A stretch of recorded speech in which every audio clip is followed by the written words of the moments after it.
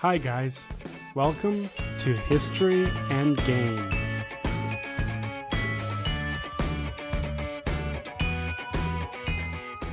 Greetings, friends and well-wishers, and welcome to a very special episode of History and Game. So shower, shave, suit up, and let's shove off. Because in this episode, the one you're listening to right now, you will travel beyond the velvet rope, pull back the lace curtains, and see all the sordid and tawdry things you're not supposed to see within the podcast's metaphorical champagne room. Well, what do you expect? We can't keep the answer to life, the universe, and everything in a literal champagne room because A, we don't own a champagne room, and B, we could never afford a champagne room. Well, except a metaphorical one. We've got one of those. You may or may not have noticed that I end each and every episode with, I hope I've given you something to think about. Okay, first I need to come clean. I didn't come up with the phrase. It comes from a woman named Candace Owens, who used to end her show, R.I.P., with the exact same phrase. In my defense, in case I need one, I'd bet dollars to donuts Candace spent 0.0 seconds writing her sign-off. So, if I'm stealing from anyone, it's from a minimum wage and overworked writer on a failed show that ran so short that pregnancies have lasted longer. Okay, second, and more importantly, History and Game doesn't just throw your high school history class and a Tom Vasel video into a blender and call it a day. Good heavens, no. This show provides something more. Asks the bigger questions, if you will. With the formulation of each and every episode, I keep my appropriated sign-off in mind in the attempt to give you something to think about. So, let's begin. France, 1793. France is in a period of radical political and societal change. The nation's spike in population, interest payments, and government debt send the country into a deep economic depression. Unemployment and high food prices spark unrest and ignite tempers as social and economic inequality deepen the stark polarization between the haves and the have-nots. The Queen of France is a bright-eyed beauty named Marie Antoinette. Antoinette loves exotic jewelry, fine shoes, and, most importantly, ostentatious dresses and gowns. While Antoinette spends the evening drinking and dancing in a lavish ballroom, a riot breaks out over the cost of bread. While Antoinette slips into a flowing dress, a weeping mother wanders the street carrying a lifeless child. Eventually, from coast to coast, every man, woman, and child despises Marie Antoinette. Without the use of social media and digital programming, Antoinette has become the Kim Kardashian of France. Wow, impressive. I mean, you've got to give it to her. In 1792, the National Convention Committee signs legislation establishing France as a new republic. The first order of the first day? A call for an immediate elimination of the monarchy. Problema numero uno. Antoinette's astounding inability to read the room. Listen, girlfriend, I'm not asking you to traipse around in a potato sack, girl, okay, but you've got to dial it back, seriously. What's wrong with you? Problema numero dos. When the world robs you of your royal title, you don't get to just say nope and carry on, okay? Exploding kittens doesn't work in the real world. Instead, you collect yourself, fix your hair, and start browsing travel brochures. When your reputation indicates an extraordinary lack of success, it's time to get the HE double hockey sticks out of Dodge. Well, Antoinette disliked the idea. She wanted to stay a queen girl in her queen world. After a 2-month delay, Antoinette and her family make an unmotivated and half-assed attempt to flee the scene. They are fugitives on the lam for less than an episode of Inspector Gadget before being recognized and turned over to the authorities. Were disguises invented after the 1800s? Come on, man. You're the notorious former king and queen. Of course someone's gonna spot you. 2 years later, Antoinette stands trial where she is found guilty of high treason and sentenced to death by guillotine. Time out. Hold up. High treason? Death by guillotine? I'll be right back. I have the definition of high treason in my hand, and it states, quote, "High treason are crimes committed with the intent to put the nation or parts thereof under foreign rule or influence," unquote. Now, as I've already stated, Antoinette may have been about as sharp as a bag of wet dog hair, but high treason? Either the got the call wrong, or the country's vitriolic anger towards the former queen is so pervasive that death was the only option. At 12:15 p.m. on October 16th, 1793, Marie Antoinette faced the guillotine. She was 37 years old. Rome, 46 BCE.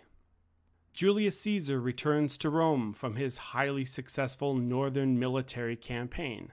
The next day, he takes audience with the Senate, where he outlines his comprehensive plan that is 100% guaranteed to make Rome great again. The Republic grants Caesar with temporary administrative power. Not long after, Caesar declares himself dictator for life, disbands the Senate, and dissolves the Roman Republic. Caesar centralizes administrative tasks, bolsters military forces, and enacts 3 new policies of insular imperialism, aggressive expansion, and subjugation. A group of senators consider Caesar's blatant abuse of power insufferable. The group submit a formal request asking Caesar to abdicate his role as dictator, and he refuses. The group's second request begs Caesar to relinquish his position for the good of the Republic, and again, he refuses.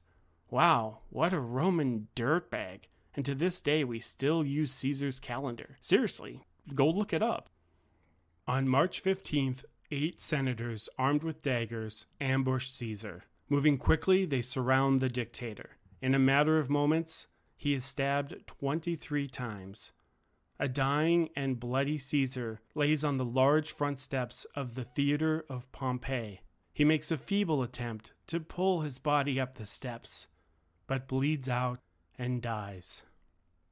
Contrary to popular belief, Julius Caesar's last words were not "et tu, Brute." In fact, his final words were "What's up?"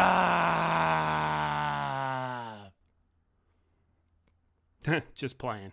According to historians, they were something more along the lines of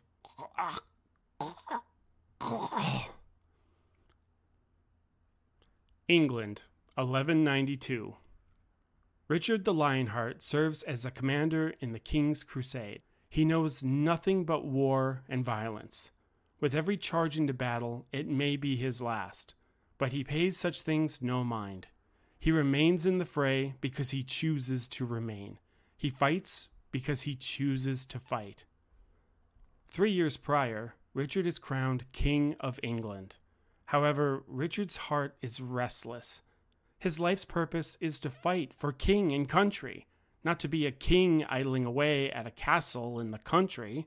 Longing for a life of his choosing, Richard abdicates, names his younger brother, John Lackland, to serve in his absence as the country's king regent, and rides off beyond the horizon. Meanwhile, the king regent of England, King John, sits on his throne at Windsor Castle. After watching his older brother ride off, he calls for the immediate imprisonment of their mother. See, John believed that his mother did not love him the way she loves Richard. As the years passed, John's resentment towards his mother grew inside of him like a cancer, blackening his eyes with anger and twisting his soul with cruelty. But John Lackland was nobody. However, John Lackland, the King Regent of England, was somebody. Then King John immediately decides to abandon his wife, Isabella, the Countess of Gloucester, and remarry the Countess Isabella of Angoulême. On the day of her wedding to John, Isabella had just turned 12 years old. King John's power and authority allow him to indulge in his desires. During his reign, King John had 5 children with Isabella, and 5 children with 3 of his mistresses and 2 noblewomen. Now, to be fair, it's commonplace for kings to engage in sexual relations with their mistresses. However, committing lust with a noblewoman, now, that was an act of pure heresy. As the years passed, the country became dark and dismal. England's economy became weak. Trading became sparse, morale became meager, and food became non-existent. King John's abuse of power continues on and on with reckless abandon, and yet he is afraid. There is only one threat to his power: the return of the true King of England, his brother. The power of the crown provides the king feudal rights, bigger court fees, increased land taxes, and the widely unpopular garnishing of military wages. Typically, kings only subjected citizens to such draconic feudal rights to provide for emergency wartime provisions. Like when the enemy darkens the castle keep, ready to kill you, rape your wife, and steal your pig. Or steal your wife, rape you, and kill your pig. Or kill your wife, steal you, and rape your pig. You get the picture. Instead of putting the money back into the betterment of the country, King John hires a group of thugs to murder members of the royal administration.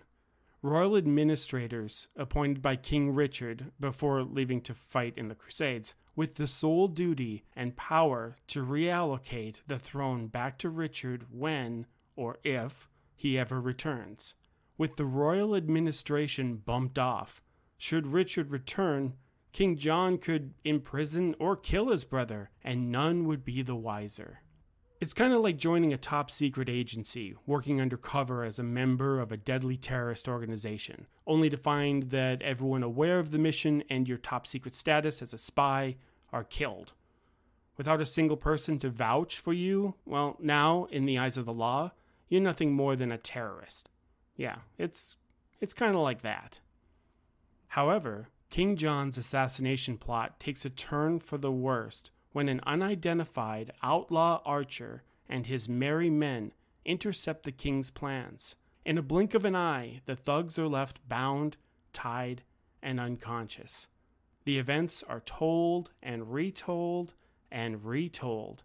Historians don't know when or how, but over the next century, the story is retold to the point where somewhere along the passing and retelling, the archer is given a name: Robin Hood. As fate would have it, another opportunity arises. The Third Crusade is an overwhelming success.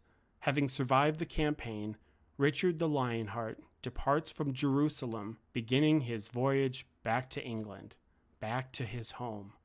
During his return, Richard is captured, handed over to the Holy Roman Emperor Henry IV, and imprisoned. Richard's release is set at 100,000 pounds of silver. King John does the unimaginable. He offers Henry IV 80,000 pounds of silver to not release his brother, ever. King John's cold-hearted request bothers the emperor, but, as the story goes, he accepts the 80,000, well, hell's bells. As it turns out, Americans don't have a patent on being greedy. In fact, the concept has universal application. Color me enlightened. Richard remains imprisoned for a year, until one morning he is awoken by a prison guard. The guard looks down at Richard and says, "It is time for me to go home. It is time for you to go home, too." The guard bids him farewell and walks away, with Richard's cell door unlocked and wide open as he leaves. Richard the Lionheart returns to England, where, for the second time in his life, he is crowned the King of England. Now, I don't want to leave you with any misinformation. What historians know is that Richard's release came directly from Henry IV. It wasn't due to a disgruntled guard upset about the prison guards' union wages or anything like that. What historians don't know is exactly why Henry IV keeps Richard in prison for a year, only to let him go. Why the change of heart? Not only do we not know, but we never will know. That information is forever hidden beyond the velvet rope, behind the curtains, tucked away in the champagne room of history. Marie Antoinette, Julius Caesar, King John. Power, control, authority. Humans crave power, whether in the form of wealth, respect, status, notoriety, privilege. You know what? To make my brain hurt just a little bit less, from here on, I'm just going to use power as a placeholder for all the things. Okay? Let's see. Where was I? Yes. The want of power is an intrinsic part of human behavior. It's in our DNA. To paraphrase Jacques Lacan, be careful what you wish for. Not because you'll get it. Oh, no, no, no, no, my little Riley cakes. Because once you get it, you're doomed to a life with it. Forever. The things you own, even the abstract, intangible ones, end up owning you. This is power. This is corruption. Sadly, our you do you society has increased how individuals pursue, achieve, and wield power. Greed, it's everywhere. The blatant misuse of power is toxic. Sacrificing mental health for wealth is not only commonplace, but expected. With movies like The Social Network, The Wolf of Wall Street, and The Dropout, we've developed a hedonic system of right over virtue, and that you can't achieve a single iota of power without being a complete douche nozzle.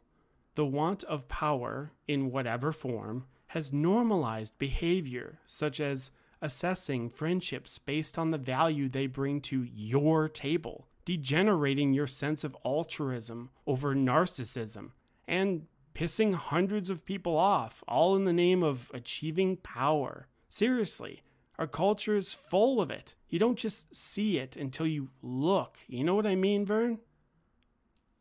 Before moving on, let's recap. We want power. We sacrifice our values in the name of achieving power. Then, once achieved, we are unable to relinquish our power. And finally, our power corrupts who we are forever and ever. Amen. So, what's the answer? Where do we go from here? How can society learn to subjugate our power before it destroys us like a cancer, slowly, from the inside out? To not end on a deeply cynical note, I have the answer. Well, okay, it's not my answer, but it's one I happen to agree with. My undergrad history teacher, Dr. Frank Varney, taught me that if I can't provide a better explanation with my own words, then go with a quote. If somebody else says it better, then let them say it. The following passage is from Jordan Peterson's book, Beyond Order, 12 More Rules for Life.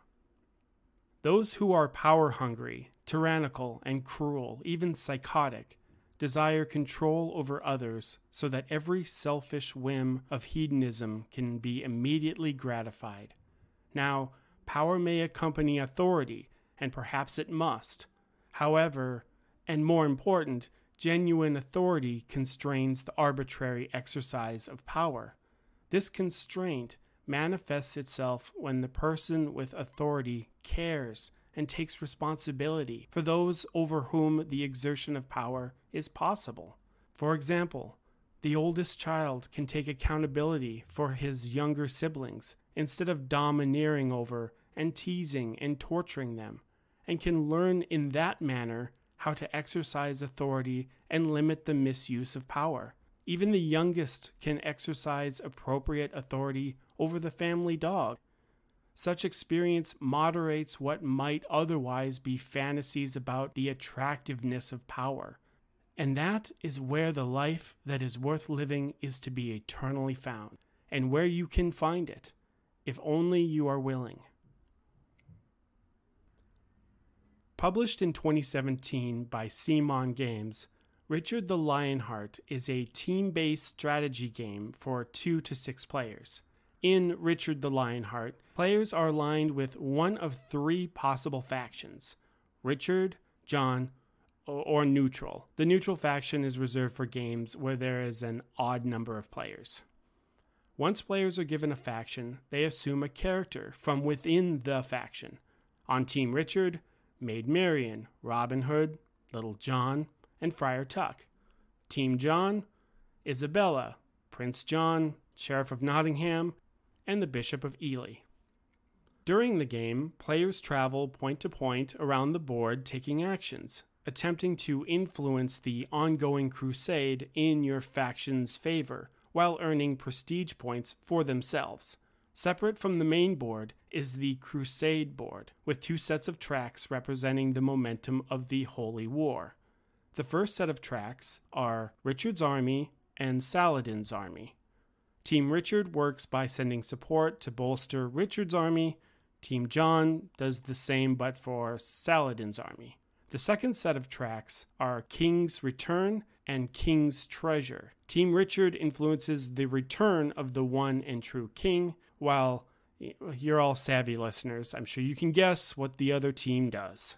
The game is over when either one of the aforementioned tracks reaches the end, or the game round track reaches 10. Alrighty, so I've got my oversized yellow legal pad out. It's time for another game of Good News, Bad News. Good news. Richard the Lionheart is easy to set up and learn. Bad news. You won't want to set up Richard the Lionheart because it's not the brightest looking crayon in the box. Good news. Richard the Lionheart is a fun team versus team game. Bad news.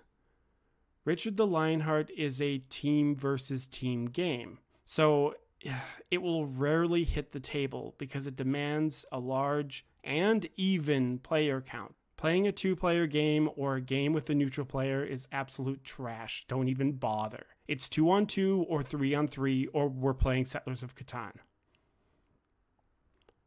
Good news.